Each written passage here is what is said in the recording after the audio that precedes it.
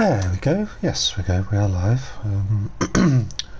Hello, this is Jim. It's Saturday night, I think. Let me just check to see if everybody can hear me.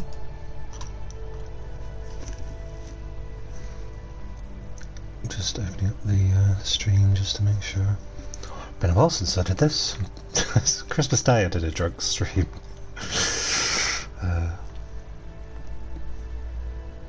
Which I can't remember whether I think I think it's private now, but did very briefly.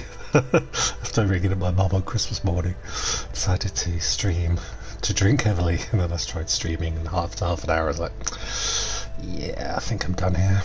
Oh. Well, the internet is not happy here, although to be fair it never is. I think Microsoft is like updating my computer without asking, of course, because that's what Microsoft do these days. You have no to improve your experience. They've taken away all commands you have over the computer that you've paid for to improve your experience.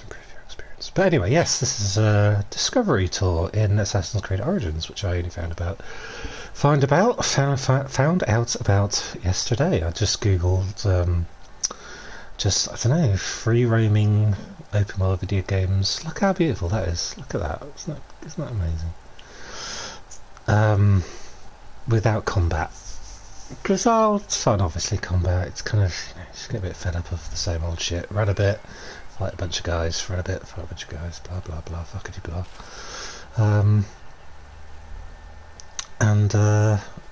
This was on the top of the thing. It's like, I've got that. Oh my god, didn't know that was in the game. I've got that. So I just didn't read any more of the list. Just went straight into doing this. I have a particular interest in this because, and that's why I was so excited, was because I'm reading a lot of history books and listening to a lot of history lectures from the Great Courses people in America, and they sell their things through Audible. The audiobook website, I'm trying to remember which buttons to press. I can't zoom in with this, and yeah, one of them re-listening to at the moment is one about ancient Egypt, which I don't know. Ancient Egypt's one of those things that I think a lot of people, I at least myself, thought I knew a lot about, and I thought, you know, I probably don't. I've probably just watched a few movies and, you know, whatever. But I probably don't. I've probably got a lot to learn about ancient Egypt, so I'll be listening to that one. Which is presented by Bob Brier, who's a lovely guy. I'm enjoying that, so I really recommend that one. Bob Bryce from the Bronx in New York. It took some getting used to, because he's very enthusiastic, and it's an unusual voice accent, to have somebody I don't know, telling you stuff. He sounds like he should be a cabbie in New York, but he's great tutor. He really helps you like remember stuff, and he's very enthusiastic, and he just seems like a sweet guy. So that kind of, when I saw that, that's what. So been getting into ancient Egypt recently. Rome as well. Ancient Rome, obviously, because they ruled England where I live for hundreds, if not 500 years. So that was quite important. So yeah, the Roman history, I suppose you could argue, is part of my history. So in a way. Although technically they're part of a lot of people's history because they conquered England, didn't they? Yeah, and yeah, so I found this and I did a few of the tours last night, and I thought, oh, I'll stream this because this is a nice chill out thing to do. I'm not going to embarrass myself by dying all the time. I can mix it up, I can do a bit of touring. Look at that boat, look at this. Let me just look. I didn't realise, because I played a bit of the actual main game, but it didn't seem that big. They've like recreated the fucking Nile from top to bottom, and Alexandria and everything. I wish this was like almost like you could just have this in VR, like because I've not used VR yet. I might get one because I think you can use use it with No Man's Sky. I thought that would be awesome to use. So I might actually. Maybe I can do that before I go to bed. Before I go to bed. I'm a grown up. I live by myself. I don't actually have a bedtime, but no matter what my mammy tells me. Yes. So yeah, I'll mix it up and maybe just do a bit of wandering and do some tours. Let's see if the stream's actually. See if my computer's telling me to. No, it's not telling me to.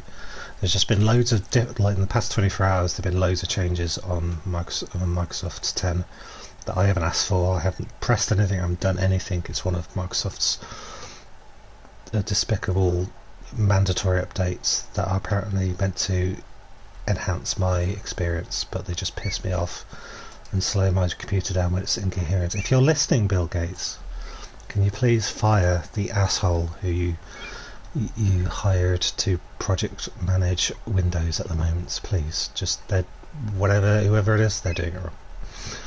And I'm actually going to put an order in for a new laptop soon, and it's going to be an Apple, because even though I don't really like Apple, at least Apple does things competently, if you know what I mean. Microsoft have become the most incompetent. No, not getting into not seeing the stream, so yeah, I think I've got to be careful with my bandwidth. So I'm sorry if anyone's there watching saying hello. I'm not. Oh my god, how cool is that? My birdie just perched on my thing, because you can do this. Because the map, I'm assuming it's because the map is so bloody big. That now you can literally call a hawk in to come help you look around.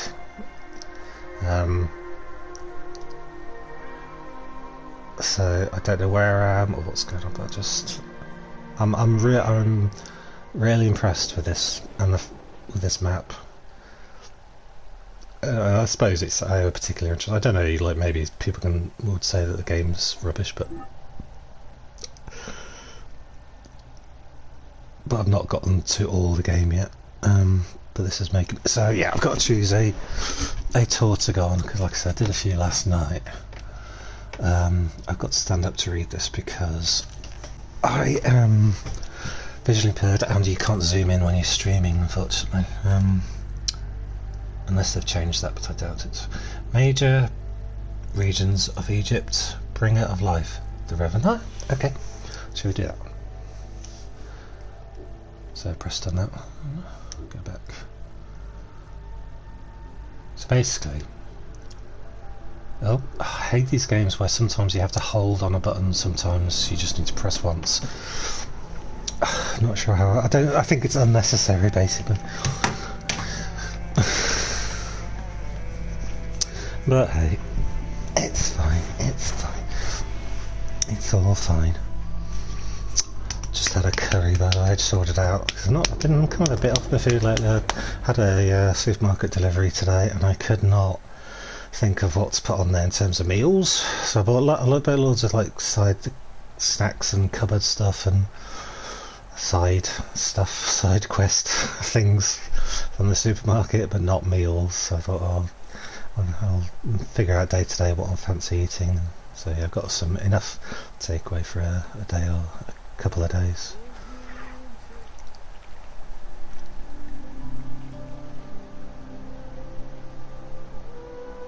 Yeah, go. Welcome to Bringer of Life, the River Nile. Yeah, so this is what you do basically. I don't think it's too convoluted, the process of going into it, but it's a bit fiddly.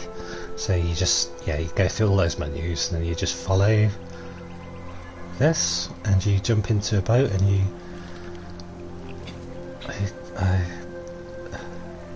control a boat, which is not hard. It's a little bit fiddly to begin with, because obviously all vehicle mechanics are different in every game you play. You just go easy with it and it's fine. You just head towards each thing and you get a little educational thing. The ancient Egyptians called the dark fertile soil of the Nile the Black Lands, and the surrounding desert was referred to as the Red Lands. The dramatic difference of productive land opposed to barren desert had a deep influence on cultural ideology, mythology, and religion. Yeah, so that's one. Basically, if you press see more, you basically see the text, which I would say is a good thing to have when you're sort of dealing with different cultures, because often the spelling of, if you want to look things up online and what have you, there are words in, there are nouns and pronouns in these languages, like in Egyptian, that I would have absolutely no idea how to spell, and trying to find them online is a nightmare. So actually giving you the option of actually reading the text of the tour is good as well, so you can do extra learning. The Nile determined much of Egyptian civilization. For example, the seasonal cycle of the Nile was so consistent that ancient Egyptians created their calendar around it. The flood season, or Akhet, was when the departing floodwaters left arable soil for crops. It was followed by the growing and harvesting seasons, known as Peret and Shemu. These regular seasons, along with abundant wildlife and rich soil, meant that Egypt's denizens were able to nourish themselves and ensure their country's strength in trade. Yeah, because I play guitar and I like writing music and stuff. I was thinking of actually doing some instrumentals based on those. I don't know, using the sort of those 3 seasons of Egyptian. Of Egypt, ancient Egypt, as like a theme. I don't know what exactly to do. I don't know how I can do that with guitar, but I've got a keyboard as well. I'm lost. Wait, what have I gone? Just gone to turn. I think I've just turned around. Oops. It just looked like the next marker was in front of me. But say I was about to say free learning, but it's not free learning. I paid for this. But yeah, I'm learning more because I did terribly at school when I was a kid because I hated school, and so now I'm a grown up and have time in my hands. I'm finally learning stuff that I never did at school because I was too busy daydreaming out the window. And I grew up in the 80s and 90s where the education in the UK was probably at its slowest. Thank you, Conservatives. Although we're back in with the Tories now, unfortunately. Yes, this is all great for me. The River Nile, flowing from the south to the north, neatly traversed through both Upper and Lower Egypt. All of Egypt's major cities were built along this narrow ribbon of life. Protected by mountain ranges and deserts which acted as natural barriers to enemies, and sustained by the Nile's plants and wildlife, Egyptian civilization enjoyed economic and cultural prosperity for over 4,000 years.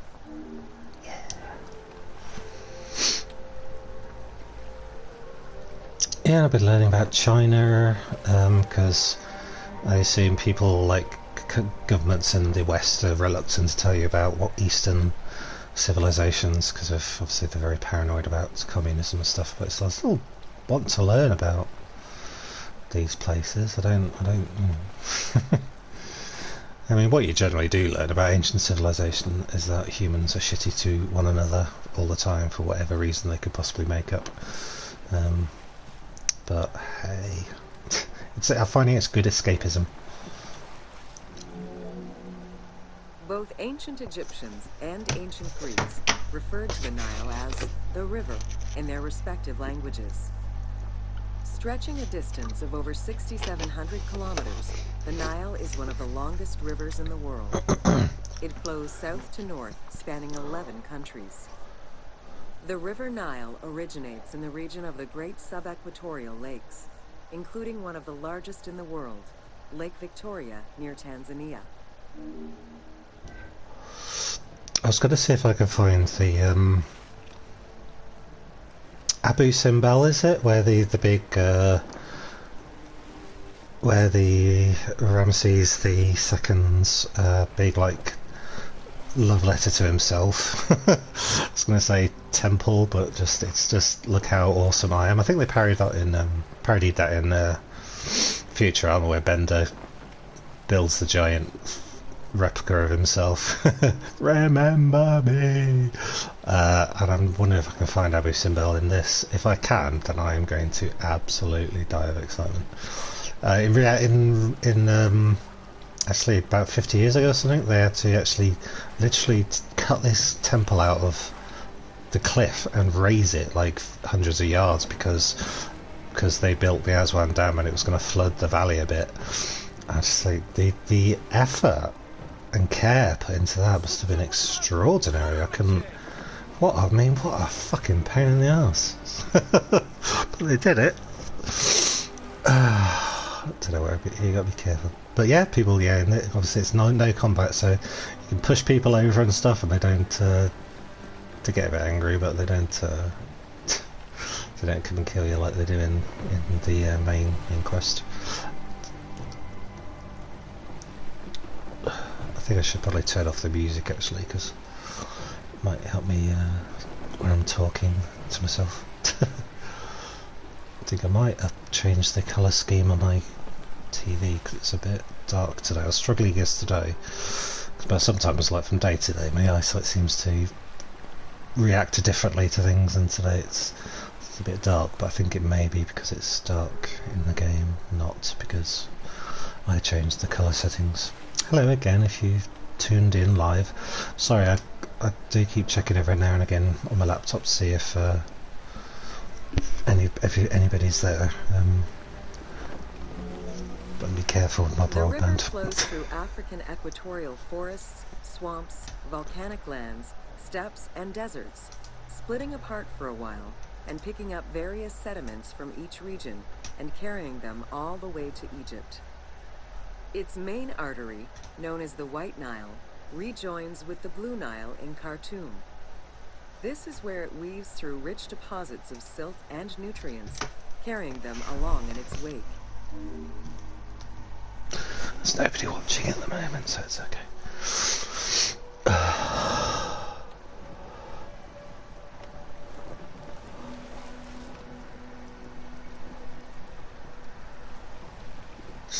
This is so relaxing. Because if I was just doing this like with no like, I don't know, no impetus, I'm just floating down the Nile, I guess I would be a bit bored. But the fact that I'm heading towards learning and knowledge is actually quite fun. Actually, they shouldn't have this thing on the floor. They should just make you try to find the little bits, but maybe there's the option to turn it off. But it's fine.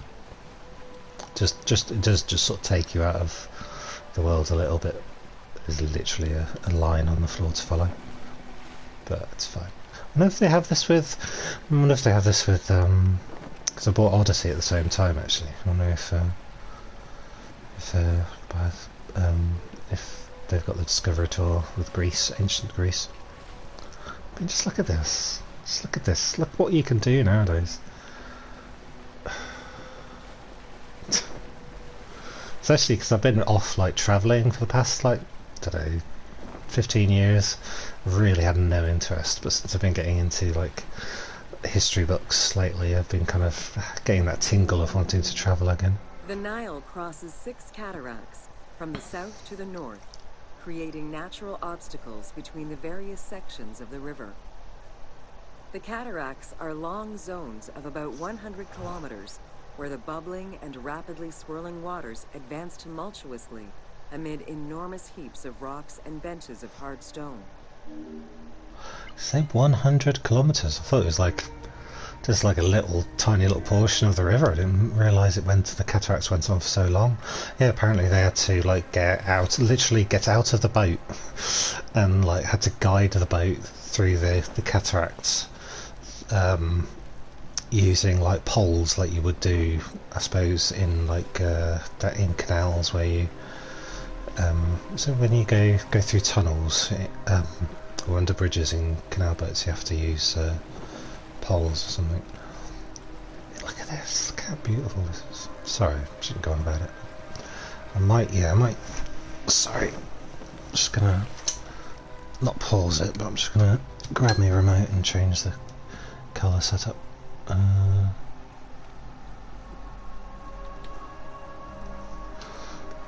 keep that nearby so I can fiddle with it. Maybe when it gets come the swings around to daylight again, I'll need to change.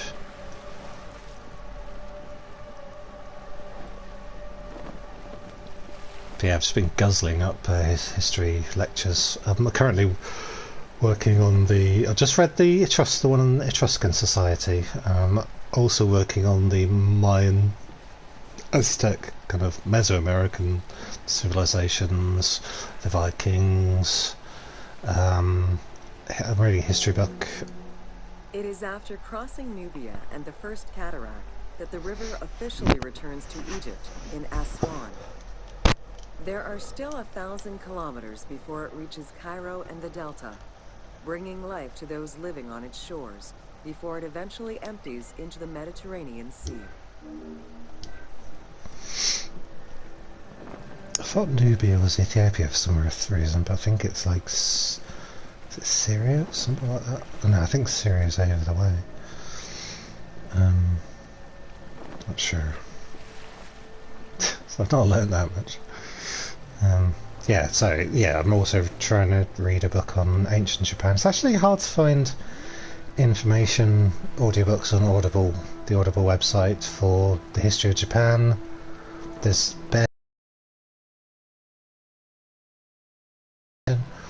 and on the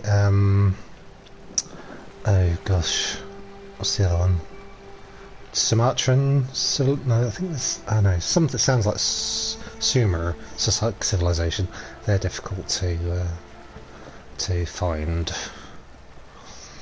Because currently, I think it goes like the Egyptians inspired the Greeks inspired the Etruscans inspired the Romans, and the Romans inspired everyone else, I guess.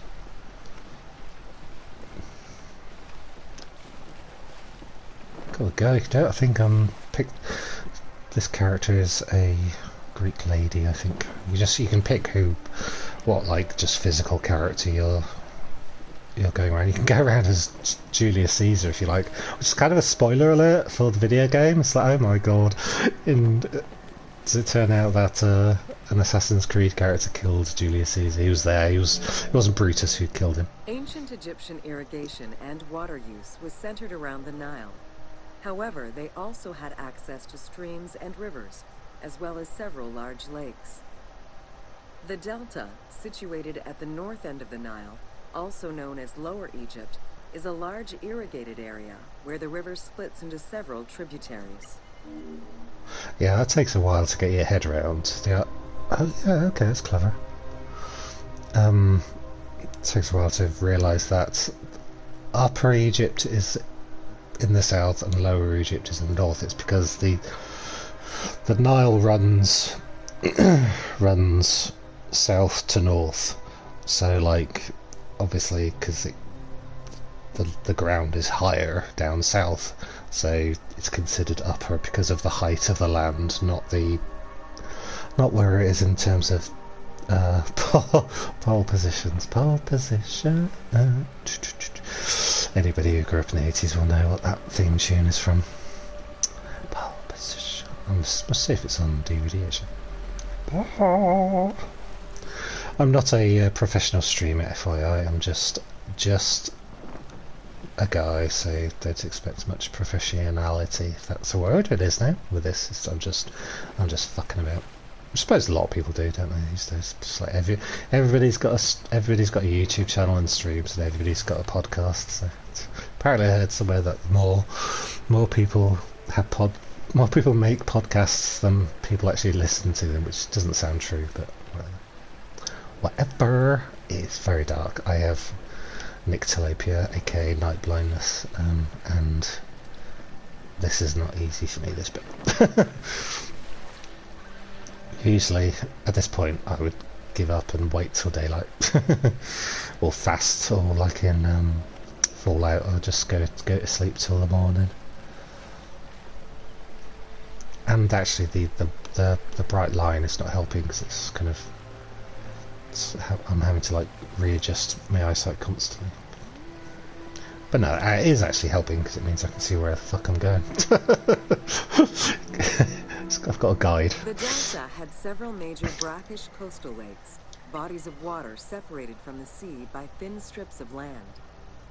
A mix of deep to shallow waters, salt swamps, and sand plains, these lakes were refuge to a wealth of species, as well as water and land plants.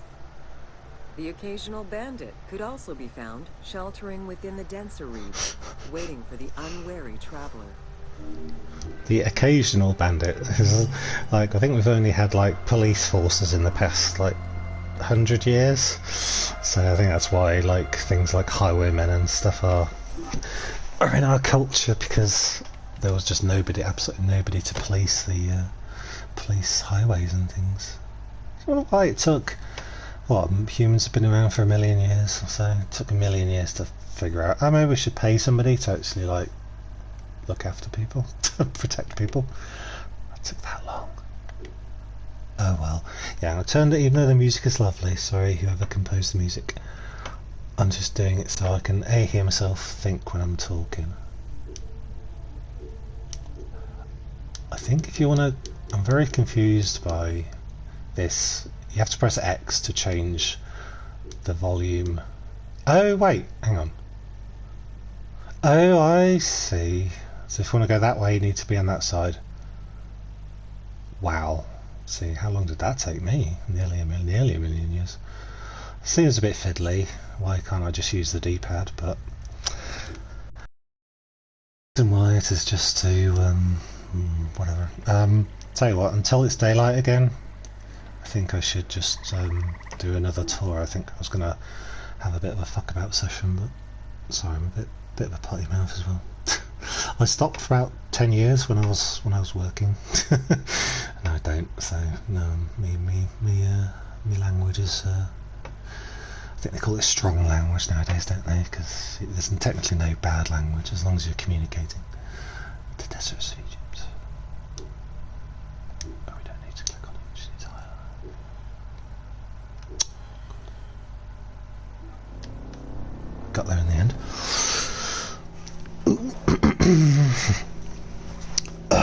Can make a dance. There's like a. I thought they. Oh, can make a poop. Apparently. Where am I? I wonder. I'm in the desert. Don't know why I'm whispering.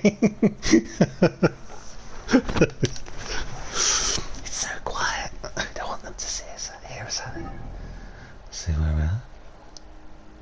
Fucking hell, this is amazing. I'm just stunned. That's silly.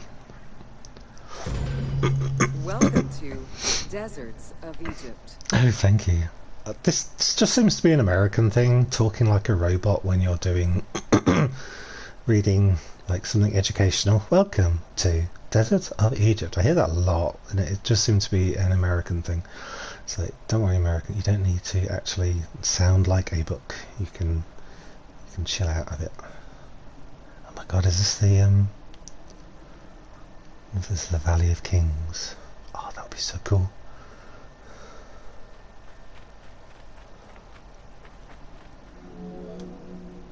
Reaching out on either side of the lush Nile are the harsh, arid Western Desert and the mountainous Eastern Desert.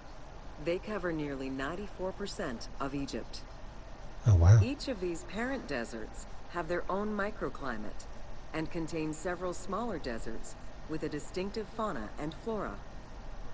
Whale fossils were discovered within the depths of the Sahara. Whale fossils? Known as the Valley of the Whales, this location is evidence of the seas which once covered the area. Holy shit, okay.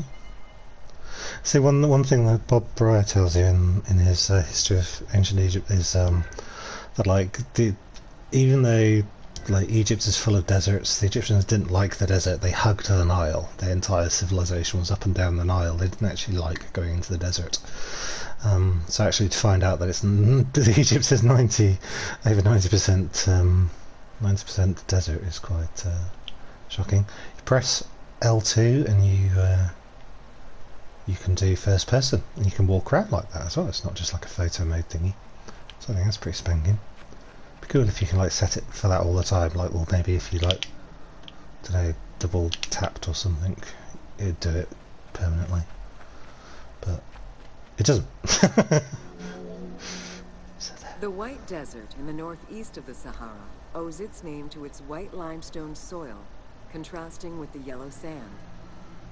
The wind has eroded the rocks of the White Desert into stone mushrooms, the most famous of which is referred to as the finger of God. God, he gets everywhere, doesn't he? Oh my God, what an attention seeker. I didn't know any of this. I didn't know any of this. Can I, how do you do that again? Because I want to see what it's called so I can do some Googling later. The White Desert in the northeast of the Sahara owes its name to its white limestone soil, contrasting with the yellow sand. The wind has eroded the rocks of the White Desert into stone mushrooms, the most famous of which is referred to as the finger of God. Oh, I can do that now. I can just quickly look up. Sorry, I have a genuine interest in this, and I'm learning new things. It's good to like double up on like learning resources, because you learn some sources, like they don't miss it in particular in that they forgot, but they don't cover it.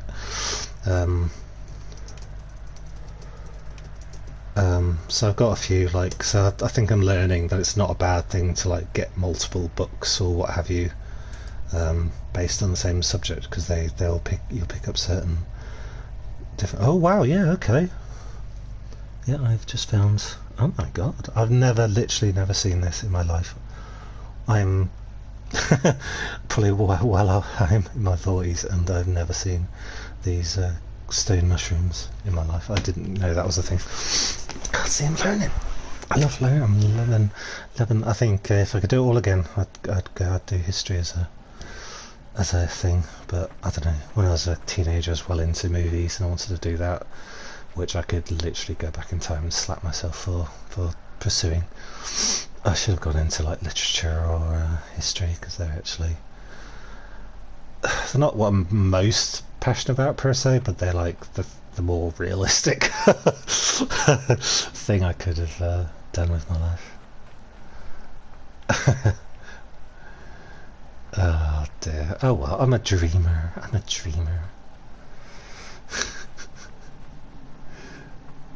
Look at this. How ridiculous is this? It's just amazing. Actually, I'd be curious to see what Bob Breyer thinks of this. And if he's, I'll see if I can email him and ask him. Dear Bob.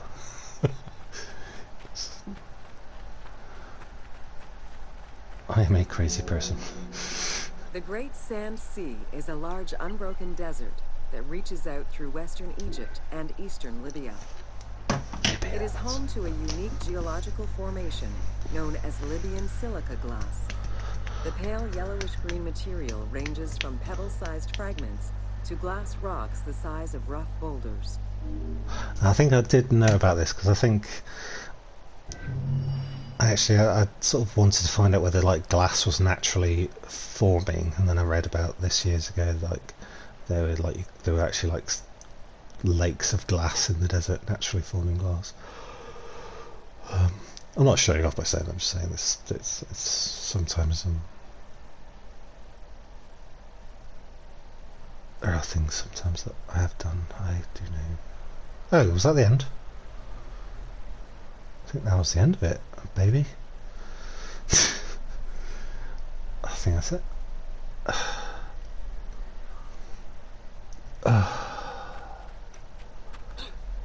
So, what do you get, love? Come on, get your fat bum up there. You can do it. There you go. Who's a good girl? Sorry, I don't mean to be a prick. That I am.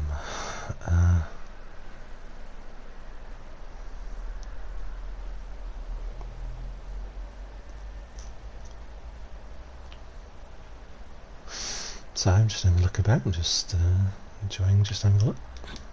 Ooh. I wonder if I can actually climb up there. But yeah, it's a bit No Man's Sky-ish, isn't it? I don't know how can you like dangle and climb while dangling? Because yeah, things like this tend to stump me. I'm wondering like if there's stuff at the top to find, but I don't think it's that kind of a game. It's just about stabbing people into it. I don't know why. I don't know.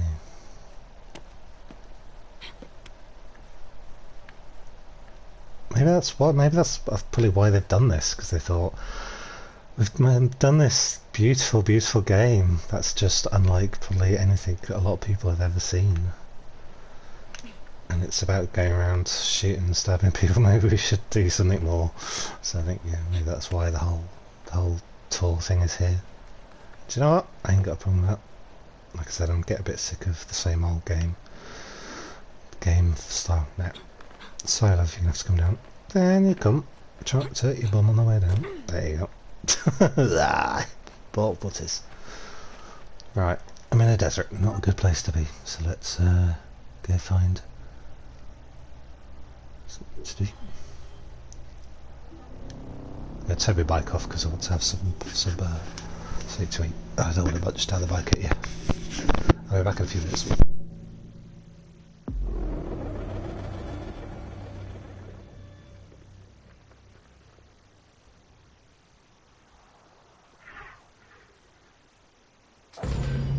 Welcome to the Katara Depression.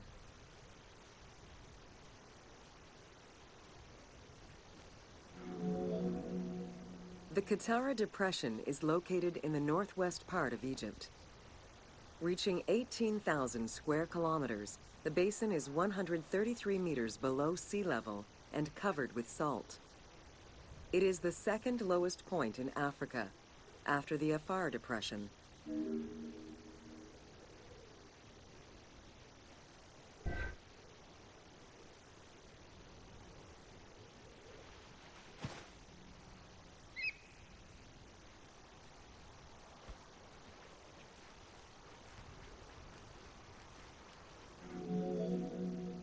The climate is very arid, with average temperatures reaching 36 degrees Celsius. The famous Siwa Oasis is located on the protected southwestern region. Today, the Katara Depression is utilized for oil exploration.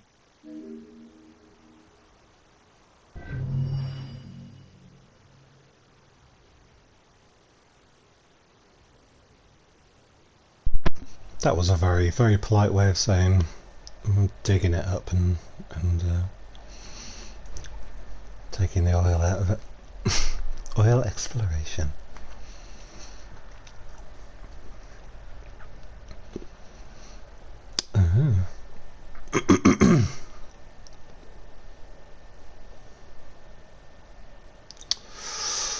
I was going to make a joke where she says it's the lowest point. That's the second lowest point in Africa. I was going to try and come up with some joke about some bad part of African culture, like pop culture or something, like you would do in them over here. But I know so little about African culture.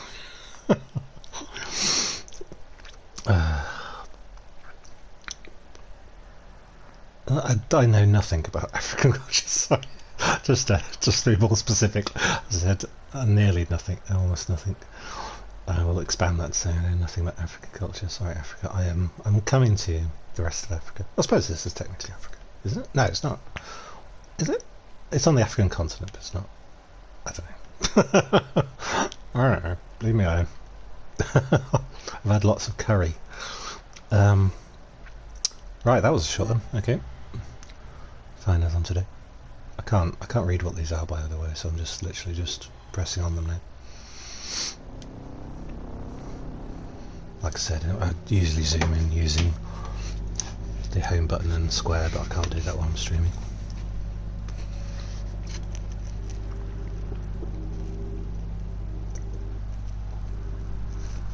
So I'm guzzling milk. I think I'm can you be lactose addict? I just don't know what it is, but milk does something to me. A few things in life do. No, I don't shove milk bottles up my bum. Although... Welcome to Siwa. Oh, this is where I think this is where Alexander. Spoiler alert! I think this is where Alexander turned up to visit the mystic. Oh, what's it called? The prof. I don't know. You know, crazy lady who thinks she can see the future. Because I think this was like what he thought was the thing you do when you come to Egypt. Prophet. We'll find out. I'm sure. The Siwa Oasis is in the western desert of Egypt. Geographically, the Siwan Oasis is located in a depression 20 meters below sea level. Its natural springs and warm climate aided in the bountiful production of date trees. Though clearly influenced to some degree by Egyptian and African culture, the area's isolation resulted in a unique society and language. While they worshipped the same deities, Siwan temple architecture differed from traditional Egyptian temples. I only discovered dates recently. I know of dates, like all my life I've heard people mentioning date fruit. I did not realise that how nice they were. I literally, like, the supermarket sent me some as a substitution, I think, and I literally had to look up online to check that they weren't like chocolate coated dates. But no, apparently that is what dates are like. It is just like a block of chocolate. Like, I was going to say naturally occurring chocolate, but chocolate is naturally occurring. But it's just like it's just like, yeah, it's a hunk of chocolate with a stone in the middle. Old Kingdom Egyptians referred to the oasis as cauldron, due to its unique geographical structure. Oases were crucial for nomadic tribes and caravans. Without them, there was no chance of survival in an otherwise harsh landscape. As such, oases quickly became hubs for trade, as well as areas of political control. So now we know it's definitely oases, the plural, not oases, which I'm sure is what I've used in the past. Yeah, so I was thinking of like maybe doing like a date curry or something, because I like making curries. I've got my very, very sharp citrus curry where I chop up like lime and lemons into it and actually cook them down, like stew them properly, like so they're edible. I was thinking of like using dates and figs and apricots for like as a sweeter, just a generally fruitier curry. But yeah, if you haven't tried dates, just try them. Trust me, they're amazing. Because of the dry climate, there is very little rainfall to sustain the oases. Instead, underground rivers flood the natural basins. Since many oases have a north-south orientation parallel to the Nile, some geologists suggest they were once tributaries of the mighty river. There is evidence that ancient Egyptians attempted to create some oases. Mm-hmm. Tell that the reader's kind of having to remind herself every time she gets to the plural of oasis to say oases and not oasi.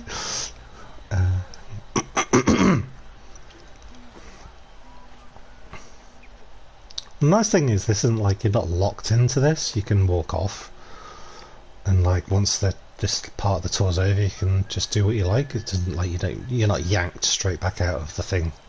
So, well done, Ubisoft. Well done. I'm impressed. And it'd be nice if maybe they could go back and tinker with the other, the previous Assassin Creed to do the same thing. Sorry, I'm procrastinating. The Libyan oases are the best known, as they are geographically and culturally linked to the Nile Valley and the Delta.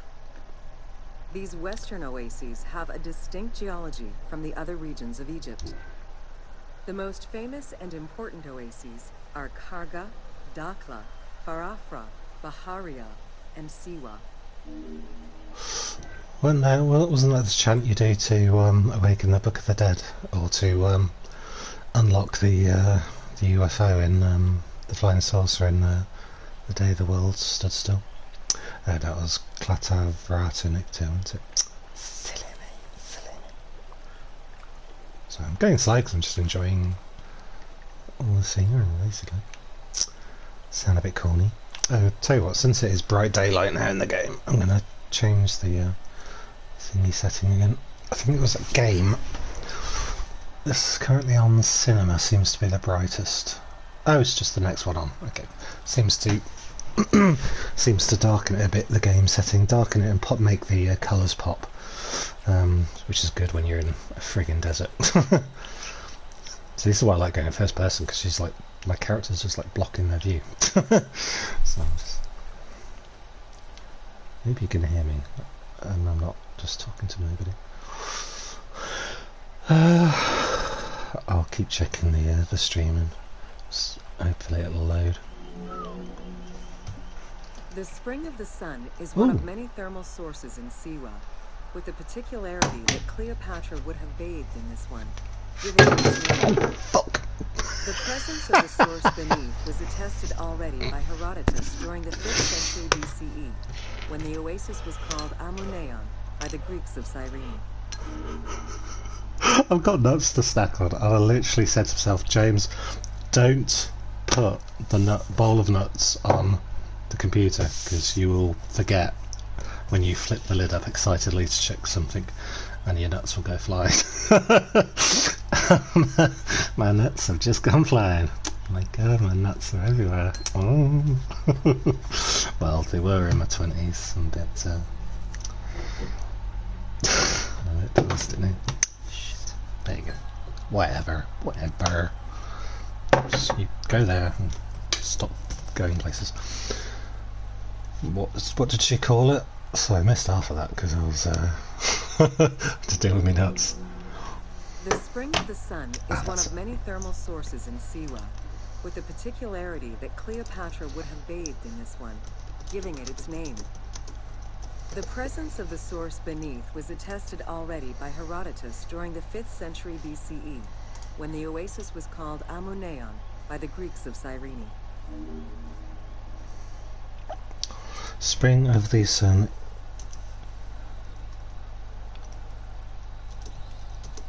See what oasis.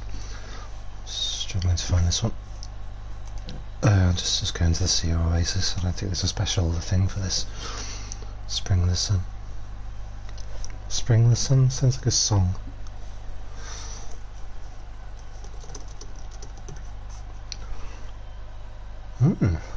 So it doesn't mention it in the Wikipedia entry, so that's something. See, different sources have different things, so I can't find any mention of this spring in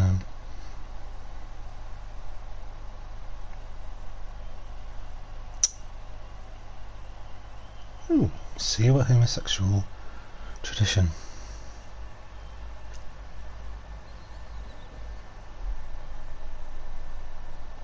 Oh, there you go.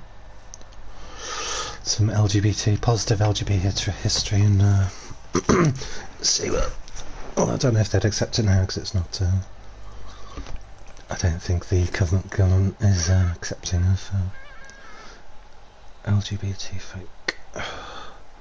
I was really because I was curious. Like I said, I'm also looking into ancient Rome, and I was started on some of the actual literature from ancient Rome last night. So I started reading the Satyricon, and just straight away into this gay orgy. It's like awesome.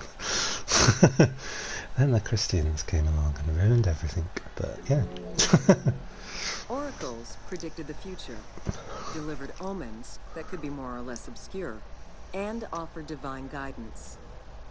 The Siwan Oracle was considered one of the three greatest of the ancient world, alongside the oracles of Delphi and Dodoni. That oracle, that's it. Because of the Greek colonies in Cyrenaica, the temple associated Zeus with the worship of Ammon. That was what I was looking for, oracle, not prophet. Yeah, Delphi. Delphi sounds like an interesting place. And I think it's done. Delphi pop up in 300. It's a bit like there's weird, like I don't know. It's kind of like have weird monsters at Delphi. It's very stylized, very fantastical. It's like me watching it, thinking, it's supposed to be a historical film, right? Not a fantasy movie, but they're like creatures at Delphi that look like the creatures in the villains in Dark Crystal. It is no wonder that Alexander the Great made the perilous journey to Siwa. Told you. In order to consult the oracle, emulating the actions of mythical heroes such as Hercules and Perseus. This action earned the approval of the oracle, who validated his claim as Pharaoh of Egypt. He was confirmed as the son of Amun, conferring upon him the most legitimate claim to date of all Egypt's foreign invaders. So I'm not being a dick about remembering that. I'm just like happy that I'm remembering stuff because I'm not the brightest spark on the fire. So I'm just glad there's some stuff that I'm remembering. I just found that I don't know why that stuck out. Reading, listening to Bob Burrows' lectures. It's just something interesting about Alexander, this famous, I don't know, leader. He conquered the world. Just went to this little oasis to chat to the oracle here. I just found that seems like an interesting story. You know, maybe I don't know whether it's covered in Oliver Stone's film of Alexander, starring Colin Farrell. But I've not stopped laughing long enough to really concentrate on that movie. If you want a good unintentionally funny movie, watch Alexander by Oliver Stone. It's a laugh a second. It's brilliant. It's so stupid. The powerful and the rich would send gifts or travel great distances in order to ensure their good fortune by gaining the blessing of the Oracle of Siwa. Every successful blessing only increased the soothsayer's prestige. Runner Eubotus, a famous citizen of Cyrene, consulted the oracle in order to know if he would win the 93rd Olympic Games race in 408 BCE. He did, enhancing his standing in the C1 oracle in the process.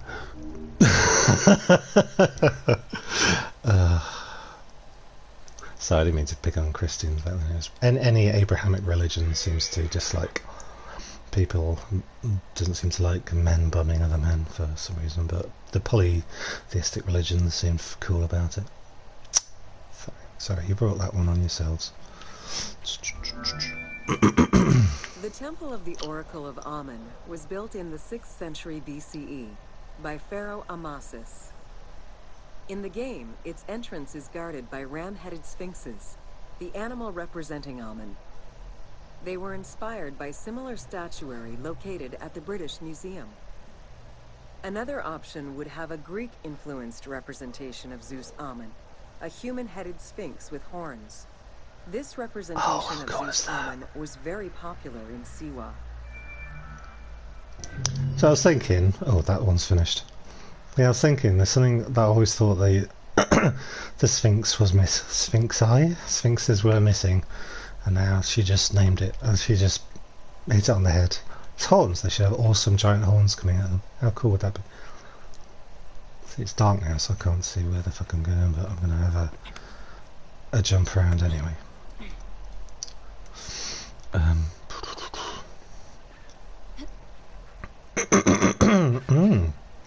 Cough, cough, sputter, sputter. May go get a drink in a sec. I'm going to go back to the cinema colour settings. I'm saying this like you're noticing that I'm changing the colour settings, but you obviously can't tell from, I assume you can't tell from where you're sitting. Oh, cool is that if I just rest for a minute, my hawk? Oh, I'll throw it up in the air. Let's see what this is. Look, just how cool this is. Like, you can just scout the area. Why would you? Yeah, I think if you could connect this to VR, I would never take the VR headset off. I would just live in this, I think. I'm tempted to fire up I think I deleted it, but I think I'll re-download the Odyssey to see if they've got this kind of stuff. I guess I can just Google it now, actually. Google. Sorry, right. Yeah, it's difficult for me to venture around when I can't see anything. I'm just going to go get a drink. Just 1 second, so I've run out of milk. And I'm going to go turn my mic off, but I'm back. I'm not going to stop anything. I'm just going to be back.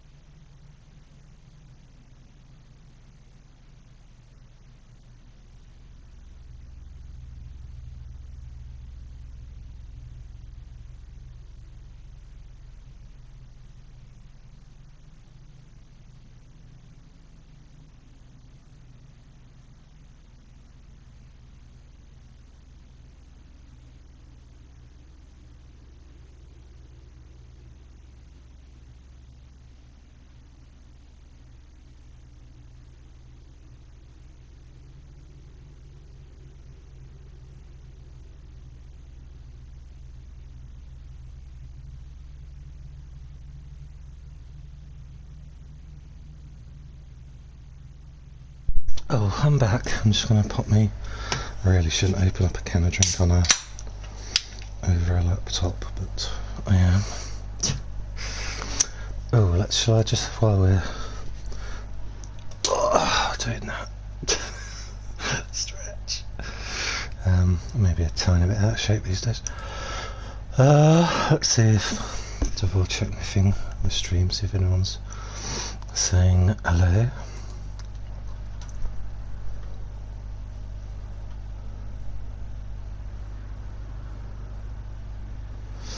Nobody's saying hello. I can't, the stream's not loading for me. I assume it's going, it's just probably just my terrible I'm assuming it's just my terrible broadband. And since I don't want to take up any more of its time, any of the bandwidth, it seems very like small lately. It's just, I'm just getting like the blue circle of death on YouTube. Right, close that down. Let's have a look. What have I done? Oh, we haven't done these, I assume. Ooh, done quite a lot. Oh, okay. Oh, I see. It's actually scrolling down itself. Oh. Yeah.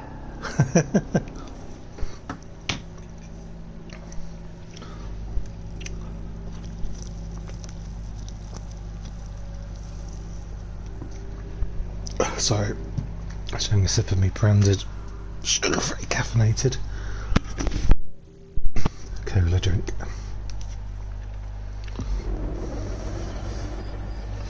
Maybe I can see on my phone. Ooh, I've got mail. Oh no, it's just from asking how my meal went. I slathered it all over my naked body and had my cat lick it off. It's a joke, I don't have cats. Unfortunately, I live in a council flat, so... No cats, no dogs, guinea pigs, maybe? No, not very popular, as always. Ooh. Do I do live streams? Your videos, your movies, history. Movies.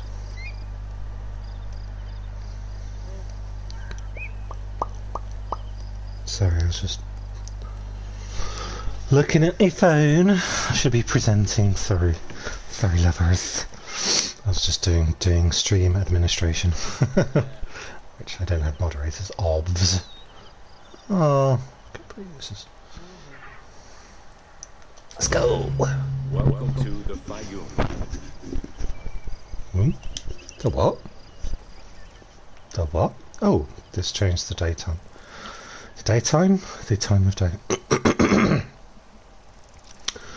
Sorry, my marbles are full of mouth sometimes, as Jerry would say in Parks and Rec.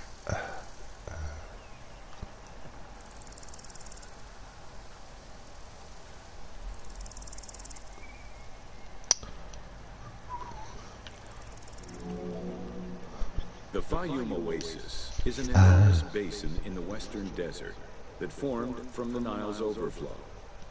As such, it is not considered a true oasis, though it gives its name to the region, which covers Lake Moeris. It's a faux-oasis. The oasis harbors some of the oldest archaeological artifacts of the region, indicating that the area has been inhabited by hunters and gatherers since the Neolithic period.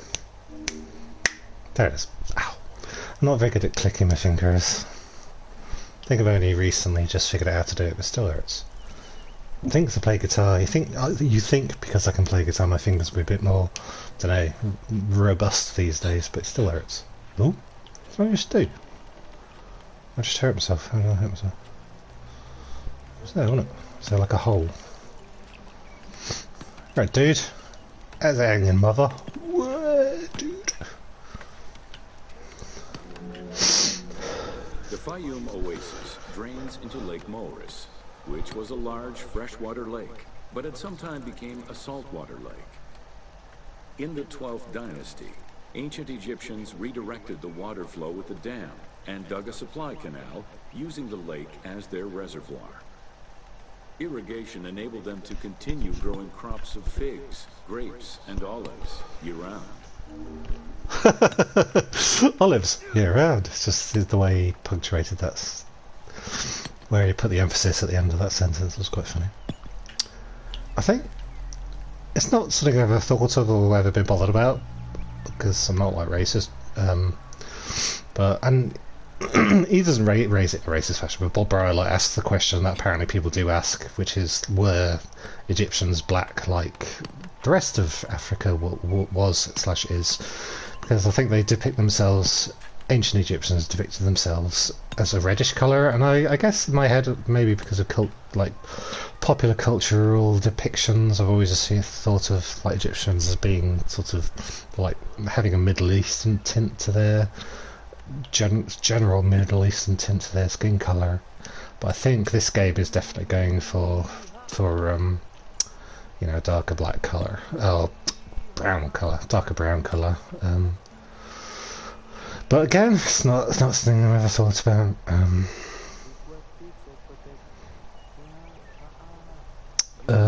Yeah, but it just seems to be what this game is going for. Which is cool.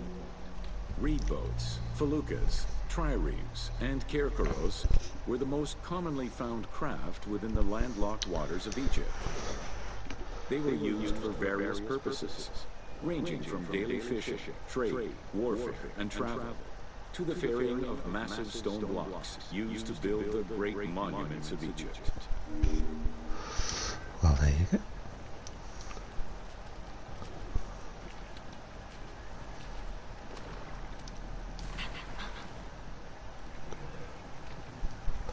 Well, what's that?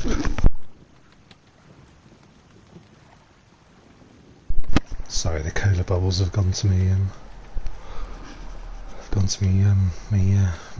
Me chest. So I'm trying to just burp them out in the least subtle way possible. Is it telling me to get on this boat? I think it is telling me to get on this boat. Atta girl.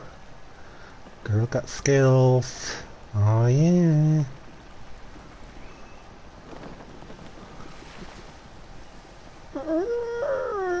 Alright, bit to the right. Easy does it, There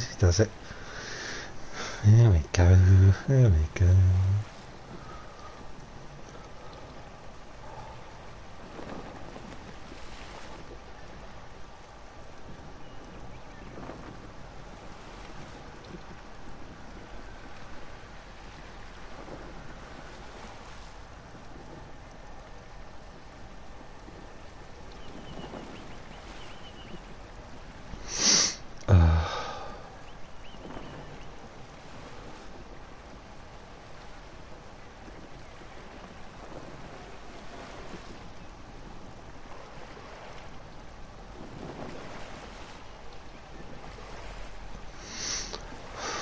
where they said I was.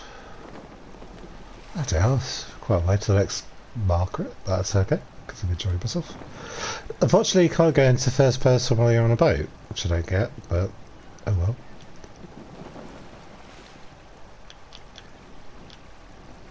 So I'm just playing, like, trying different buttons out while I'm on here to see what happens. Nope. Where the frig am I going?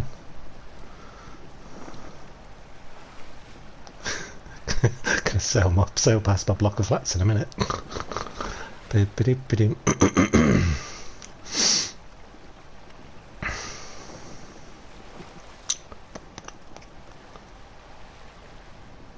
sure I'm on a thing, aren't I? I am on a guideline.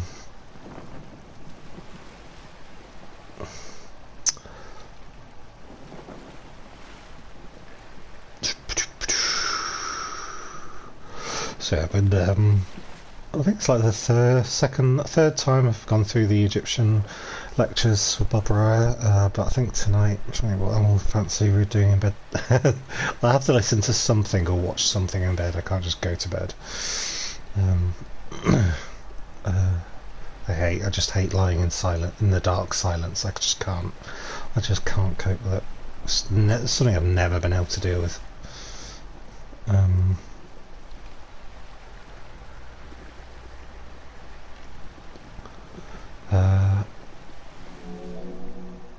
The most impressive pyramids of ancient Egypt date from the Old Kingdom and can be found on the sites of Giza, Saqqara, and Dashur.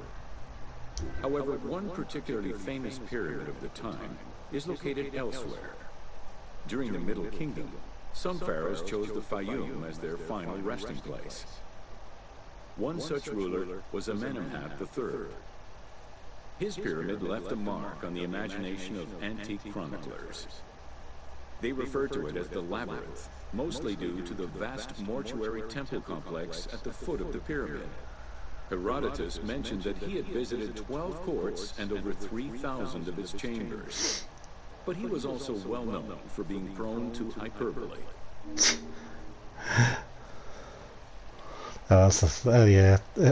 Bob Bry brings up Herodotus in his lectures. He tries to defend him the best he can, but I don't know. History and documenting the truth and documenting things was different 2,000 years ago. I don't think there was quite the they weren't peer reviewed and what have you. So I think quite often a lot of history from before the modern times. I think a lot of history books need to be taken with a slight pinch of salt because they had a slightly more loose grasp on kind of facts. Not going to say the truth, but just stating fact was a different thing I think back then. Oh, what's the quote? I was going to quote something. You have I don't know. I don't know. I had a quote, I had a movie quote, or just about to pop out of my mouth, but I can't remember the whole thing. Amenemhat's pyramid was built with a brick core and covered with stone slabs, designed to be impenetrable. The burial chamber, made out of a single block of sandstone, is unique in its design. Richard Lepsius and Flinders Petrie both explored the pyramid site, measuring 385 meters by 158 meters, and identified it as the location of the labyrinth. Their research conditions were difficult, as most of the site had been submerged by the nearby canal. Furthermore, the stones from the complex and the outer casing of the pyramid had been quarried away long ago. Ubisoft decided to give life back to this lost monument and the many crypts that were said to be devoted to the sacred crocodile god, Sobek. That's a detail I liked when I was in Alexandria. I climbed up one of the obelisks, and they've actually put at the tip of the obelisk coated in metal, in a shiny substance, which did actually happen. I went up there specifically to check that detail, and I was really impressed. I was oh, that's good. So I think it was Ramses the second is isn't it? He has he had built a tomb for all his sons, and it's the biggest one they've found so far in the Valley of the Kings, and they're still working on it. Apparently it could be another 100 years before they actually dig it all up, because it's apparently the Valley of Kings kind of floods every now and again, and so it filled a lot of the opened tombs.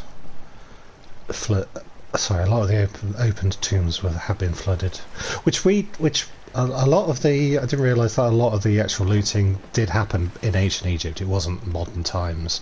It was during what they call the intermediate periods, when society seemed to break down. That's when a lot of the tombs were raided, because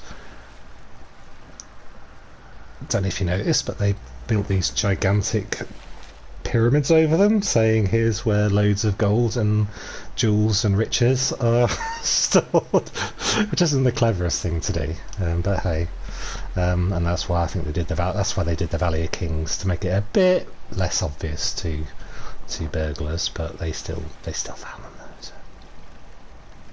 Sure, we'll find that out. I'm just wittering.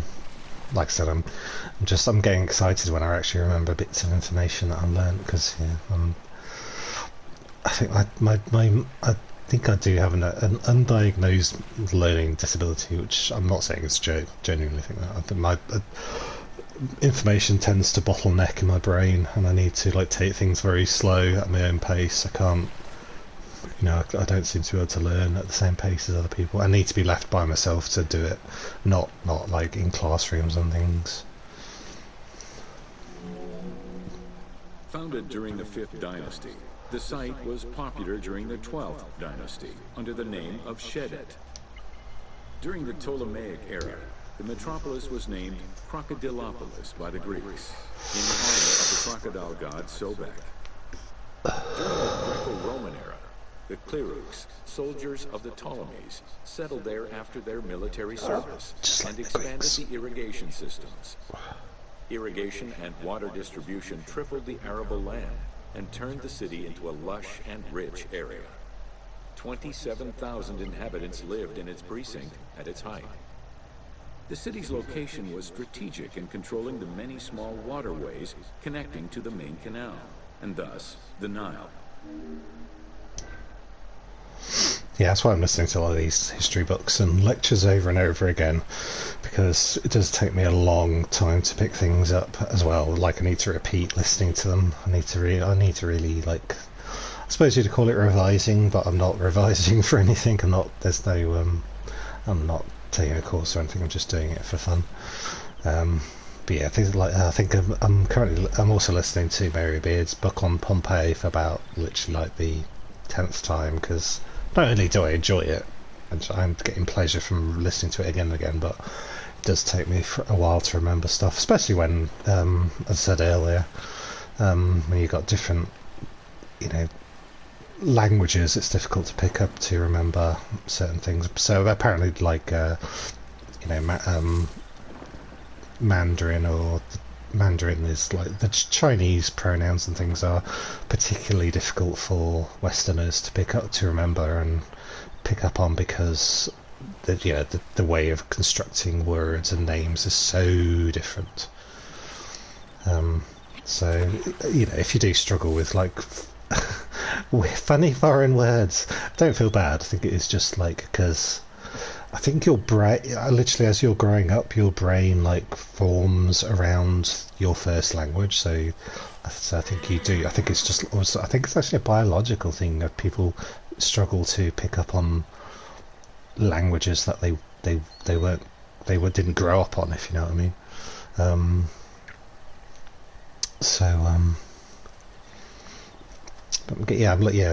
The History of China one with Ken Hammond. He's a lovely guy. I'm listening to that for like the 5th time I think now as well. There was a funny. Sorry, I'm just bumming about. There was a funny. I didn't realise there was a slight blooper in one of his lecture, because there's a series of lectures that basically goes on for about like 20 hours. But in one of the lectures, there's a little blooper where he says he's describing a battle, and he's saying, so obviously you get the front, like the artillery, the artillery fronts or something in an army, and he said but the one behind the second front he called the rear front. he stops, he goes, oh no wait, that's not a good way to describe that. It's like, I only noticed that for like the 5th time listening to those lectures. The region's main cult was that of Sobek of Shedet, a divinity associated with water and fertility, both very important to an area that depended on irrigation. Many local villages had the title Town of Sobek added to their official designation. During festivals, ancient Egyptians recited hymns to Sobek, asking for his divine intervention. Greek settlers and later Romans would help the Temple of Sobek's economy to flourish by adopting the local embalming mortuary rites. Their sarcophagi were beautifully painted and adorned with amazingly realistic portraits. I think I'm going to make this my last one because I'm struggling to concentrate. I decided to do this in the evening, even though my concentration isn't great in the evenings, because I find if I stream early in the day, it sets me up all wrong for the rest of the day. It feels like a peak too early.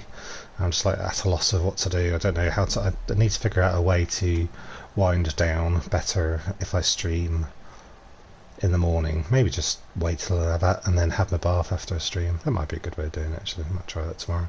So that's why I'm doing this so late, basically. But unfortunately my concentration is a bit lax. So maybe I'll do a quick bit of free roaming after this bit, or just call it a day. I think I'm gonna check the stream, shut this down, check that my voice is actually recorded. Let's go on it. Sure, bacon here. Go off track a bit. Oh, alright, love, calm down, calm down. Let's just having a look, let's have a look.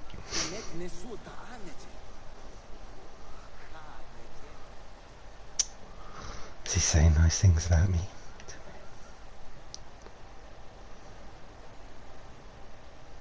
Looks like quite a long tour, this one. What the hell was that?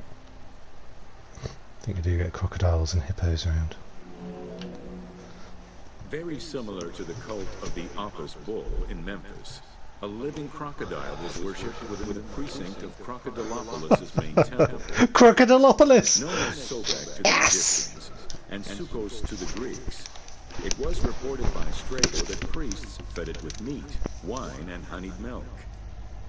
They covered its body with jewels and gold. After its death, it was embalmed and placed within the crocodile's grotto, alongside thousands of other mummified crocodiles. Crocodilopolis! Oh my god. Yeah, because like I said, I'm making notes about interesting sounding song titles for like instrumentals I want to do about, like, inspired by what I'm learning about ancient civilizations. I'm totally calling a song Crocodilopolis. Please say that's a real thing. Please say that's a real thing. Oh no, it's not! Oh no! Where is it?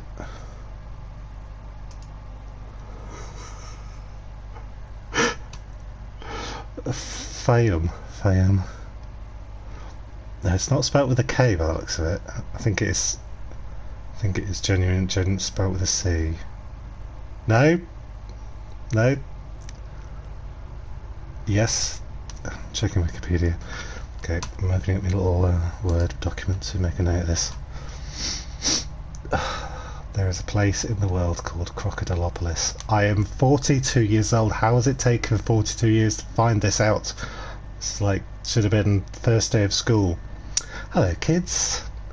Alright, start off with, before we learn each other's names, before you learn my name, before we hand out any books, before we learn adding and numbers, just let you know that there is a place in Egypt called Crocodilopolis. Okay? Right, so let's move on.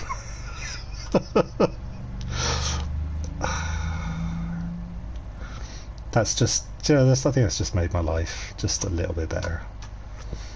I don't know why I said it in a West Country accent. It's made my life just a little bit better. Right, there we go. Okay, song titles. I'm literally doing this, I'm not joking. Crocodilopolis. I'm just going to be giggling. I'm just going to be in bed, just giggling. Crocodilopolis. Crazy.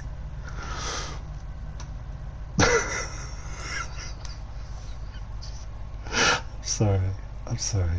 That's just made everything in life worth it. Yes. I'll take that the funny hyphened letter out of there. It's just life, basically.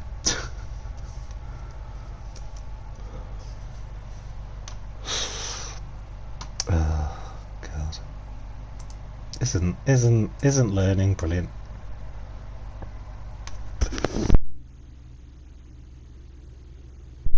Sorry, just had like a 3-part massive burp then. So I thought you could have done without hearing. Ah, please tell me there's a photograph of the bejeweled crocodile on Wikipedia. Yeah, the Apis bull thing is weird. I didn't know. I had no idea that they actually like. It's one of those things that you think. All I can think, like, they worshipped a bull that they called the Apis bull. Not an imaginary, but they literally. It was like the Dalai Lama. They actually had a bull, a physical bull, live bull that they worshipped and looked after really well. And when it died, they went around all the different, like, trying to find its replacement, and the bull that they believed was the reincarnation of the Apis bull. All I can think of when I hear stories like that is, what the fuck must have gone through the actual bull's mind? You must think, I don't know what these fucking crazy monkeys are doing, but it's okay because they treat me well and I get to shag as many cows as I like. But it must have been like, what the fuck are these crazy bitches on? Which is fair, and I'm not being disrespectful to other cultures. Seriously, that bull literally must have thought, what the fuck are these crazy monkeys doing? But, and I'm saying monkeys because humans are descendant from ape-like creatures, that's not a racial slur, so go fuck yourselves. Grow up. Right, okay. Let's carry on. Where did we get to before us? Oh, no, I think we're done. Talking play. Okay, I'm going to knock it on the head there, Governor. I think we ended on a high note there. I discovered that there's a place on the planet Earth called Crocodilopolis, so I'm good. I think there's a crocodile nearby. I think I may have found the crocodile they're all worshipping.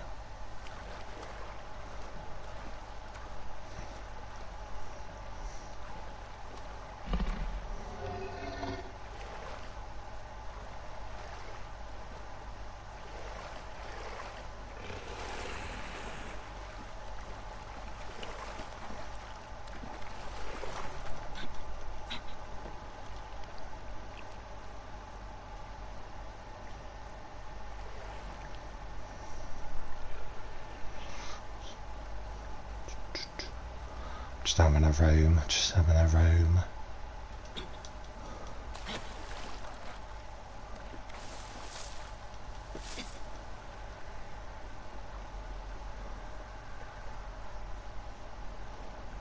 Ooh. Yeah. Yeah. This should be highlighting how bad my eyesight is. I literally cannot see where the fuck I'm going. Yes. Okay. Right. Go into a menu. I shall call it a day there. I hope you've enjoyed my stream and my nonsensical ramblings and bursts of giggles. But like I said, I'm full of curry and branded sugar-free caffeinated cola drink. They're not paying me to advertise them, so I'm not going to do it for them. They've got a whole marketing team to do that for them. They don't need to. So anyway, yes, hope you enjoy this, and I shall maybe talk to you later, maybe not, whatever. Okay, bye.